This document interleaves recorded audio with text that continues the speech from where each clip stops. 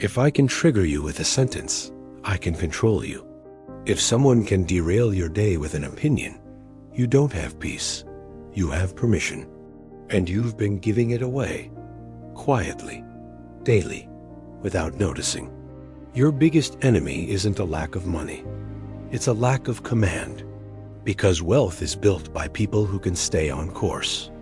And you can't stay on course if your emotions are driving. Today you'll learn how to become unshakable for real. Not by pretending. Not by acting cold. Not by trying to look strong. But by taking back control of the one thing that decides everything. Your mind. Stay with me, because the first truth will sting. And that's why it works. Let's be blunt. Most people aren't living. They're reacting. They wake up, check a screen, get a mood, get a story, get a problem, get a feeling. Then they call that life. One message, and the day is ruined. One comment, and the mind is on fire. One delay, and they explode. That's not a personality. That's programming. That's remote control. If anyone can press a button and drag you into anger, anxiety, or insecurity, you are not free. You are manageable. And a manageable person is easy to defeat, easy to distract, easy to manipulate, easy to drain. So if you want prosperity, don't start with money. Start with command. Napoleon Hill called it mental authority. I'll translate it into simple language. Either you govern your mind, or someone else will. Not just people. Life, news, noise, your past, your cravings, your fear. If your mind is open territory, anything can invade. A strong mind isn't a mind that never feels. A strong mind is a mind that can decide, even while feeling. And here's the rule. Your outer world is a reflection of your inner command. When you can't command your attention, you can't command your actions. When you can't command your actions, you can't command results. So the first victory is internal. Not because it sounds spiritual, because it's practical. You can't build wealth with an undisciplined mind. You can't build peace with a reactive mind. You can't build anything lasting with a mind that panics on contact. So what's the first test of mental authority? It's not reading a book. It's not getting inspired. It's not writing goals. The first test is simple. Can you be provoked without being owned? Because the world will provoke you. Not maybe. It will. A person, a coworker, a partner, a stranger, a family member, a comment section. And when you react instantly, you hand them the keys. You let them drive your state, your energy, your decisions. And the worst part? You call it justified. You say, I had to respond. I couldn't stay quiet. I had to defend myself. No, you didn't have to. You were hijacked. Here's the rule that changes everything. Whoever makes you react controls you. That's why the strongest move is not louder. It's not faster. It's not sharper. It's not more emotional. The strongest move is the pause. When you want to answer, pause. When you want to prove, pause. When you want to explode, pause. A pause is not weakness. A pause is strategy. Because in that space, you regain your position. You stop being the effect, and you return to being the cause. The pause breaks the loop. Provocation, reaction, regret. Most people live inside that loop for decades, and they wonder why nothing changes. Let me explain something. A provocateur doesn't want the truth. They want access. They want you emotionally open so they can push buttons, so they can steer, so they can feel powerful. The moment you refuse to react, their power collapses because their control was never real. It was borrowed from your lack of discipline. So the next time someone pushes you, don't ask, how do I respond? Ask, do they deserve access to my center? If the answer is no, then your response is not a message. It's posture. Now, a pause without discipline is just a promise. And promises don't build anything. Ideas don't build wealth. Plans don't build wealth. Motivation doesn't build wealth. Execution builds wealth. And execution requires self-discipline. Self-discipline is doing what must be done without negotiating with your mood, because your mood is a liar. Your mood changes with sleep, with weather, with people, with dopamine, with stress. If you only act when you feel like it, you will never become consistent. And without consistency, you don't get results. You get random outcomes. Let's call it what it is. Comfort is the drug that keeps most people poor. Not just financially, mentally, spiritually, emotionally. Comfort says, do it tomorrow. Comfort says, rest a little. Comfort says, respond now. You'll feel better. Comfort says, quit. It's too hard. And then comfort charges interest in regret, in missed opportunities, in low self-respect. Discipline is how you stop paying that interest. Here's a simple rule. Do not negotiate with the basics. Sleep, movement, study, work, silence, execution. Make the basics automatic. Because when the basics are automatic, your future becomes predictable. And predictable progress is rare. That's why it's powerful. Now we arrive at the phrase people misunderstand. Act as if nothing affects you.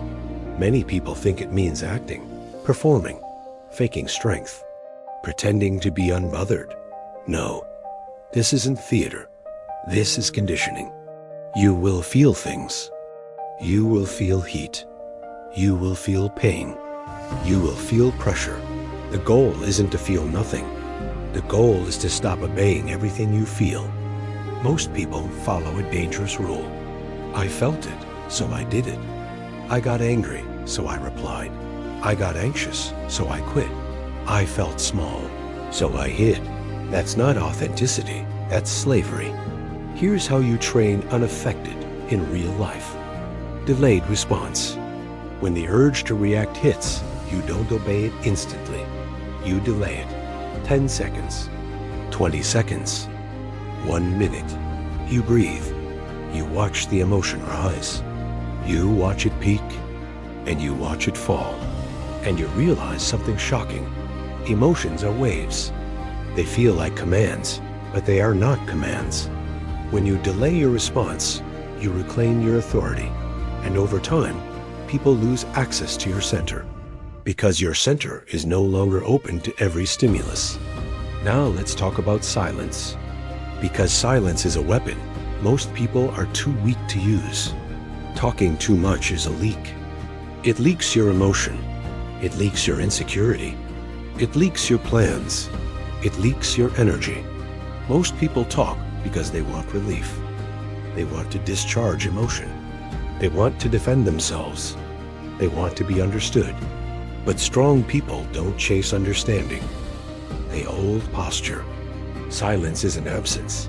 Silence is control. Power is not having the last word. Power is having the ability to speak and choosing not to. Here's what happens when you stop over-explaining. Your presence grows. People start to feel you because you're not begging for approval.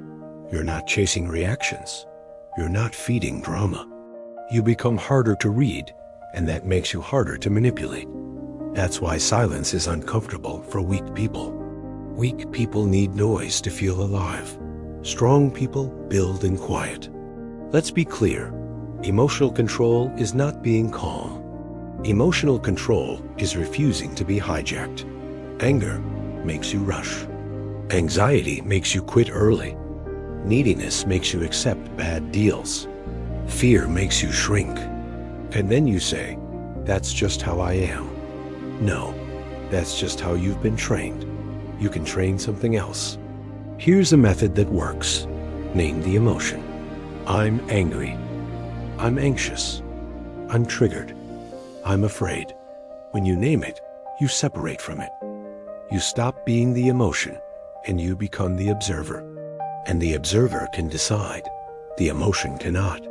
Then you use this rule. No major decisions at the peak. Wait 20 minutes. Then decide as the leader of your life, not as the victim of a feeling. Now we hit a major weakness. Over-explaining. People who over-explain are begging. They're begging to be understood, begging to be approved, begging to be forgiven, begging to be accepted. But here's the truth. You don't need to be understood by everyone. You need to be aligned with your mission. Mission doesn't require permission. Mission requires execution. When you justify everything, you broadcast insecurity. You say, I need your agreement, and the world senses it, and the world exploits it. So choose posture, short answers, clear boundaries, quiet confidence. You don't need to explain your silence. You don't need to explain your standards. You don't need to explain your growth. Let the results do the talking, because results speak every language. Now, criticism. You will be criticized, even when you're right, even when you're quiet, even when you're kind. Being judged is not proof you're wrong. It's proof you're visible. People who aren't building attack people who are, because your movement exposes their stillness. Unfair criticism is rarely about you. It's projection. It's someone trying to relieve inner pain by throwing it outward. The provocateur doesn't want truth. They want reaction. Because reaction is access. Reaction is control. Reaction is attention. So you give them none. Your response is simple. Silence. Progress. Silence denies them access. Progress proves them irrelevant. Now let's talk about pain. Because you cannot be unshakable while you're known. Most people live anesthetized. Scrolling, snacking, dopamine, noise, constant distraction. They avoid silence because silence tells the truth. And here's the law. Whatever you avoid returns bigger with interest. Pain is not the enemy. Pain is the forge. If you want a stronger mind, you need stronger discomfort tolerance. Here's a practice. When you feel the urge to escape, do the opposite for 5 minutes. Sit still. Breathe slowly. Feel what you're avoiding. Don't solve it. Don't run from it. Don't numb it. Just face it. That's how you build a mind that doesn't collapse under pressure. Now we get to what separates performers from builders.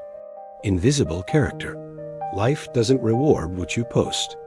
It rewards what you do when nobody sees. Weak people need an audience to continue. Strong people build off camera. They wake early without applause. They train without a spotlight. They study without validation. They execute without being watched.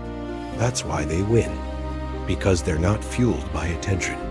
They're fueled by mission. Pick one small discipline for 7 days. 1. No posting, no announcing, no telling anyone. Just do it.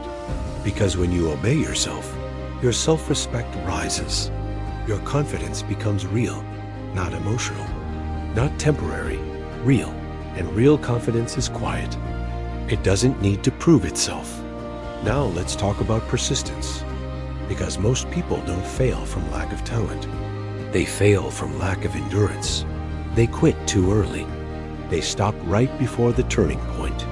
And the turning point doesn't announce itself. It doesn't warn you. It doesn't send a notification. It arrives silently. And it only arrives for the person who stayed. Say this. I don't need to see it to continue. I need to continue to see it. The miracle isn't trying again. The miracle is not stopping. Not stopping when it's boring. Not stopping when it's lonely. Not stopping when it's slow. Not stopping when it's unfair. Because life bends for the person who refuses to fold. Now, people will notice you changing. And they'll complain.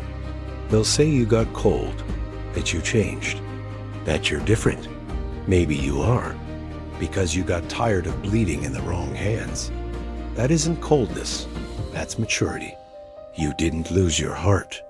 You put doors on your heart. Peace is an asset. Energy is the foundation of everything you build. So protect your peace, not with anger, with standards. Stop giving full access to people who only show up to judge. Stop opening your life to spectators. Stop negotiating your boundaries. Be selective. Selectivity is not arrogance. Selectivity is self-respect. And self-respect is the foundation of prosperity. Because a person without self-respect sells their future cheap. Now listen carefully. If you want big responsibility, life will treat you as small first. It will ignore you, reject you, delay you, test you. That's not punishment. That's filtration. Life is asking, are you serious? Or are you emotional? Are you committed? Or are you excited for a week? So when you're ignored, don't interpret it as a no. Interpret it as a test. Make this pact. I don't negotiate with the process. No applause, I continue. No validation, I continue. No instant results, I continue. Because rewards don't go to the loud. They go to the consistent. Now, when you survive the test, something changes. You stop trying, and you become obsessed with mission. You lose interest in empty talk, in distractions, in approval. Your energy becomes focused. Your standards become sharper. Your priorities become clear. Purpose becomes identity. The hard becomes normal. Sacrifice becomes routine. Pick one goal that would change your life in 30 days. 1. Treat it as non-negotiable. Like brushing your teeth. No drama. No debate. No bargaining. Just execution. Because when purpose becomes discipline, you become inevitable. Now seal this. You don't need to scream to be respected. You need posture. Posture when nobody understands. Posture when nobody applauds. Posture when emotion wants to drive, and you refuse to hand over the keys. Because whoever governs themselves governs their destiny. From today, provocation equals pause. Chaos equals choice. Urge to quit equals continue. Comment this. I choose to be unshakable, not as a pretty phrase, as a pact. If this hit you, like the video. Subscribe. Share it with someone who needs to take back control. And remember, the world can't shake a person who refuses to be owned. I'll see you in the next one.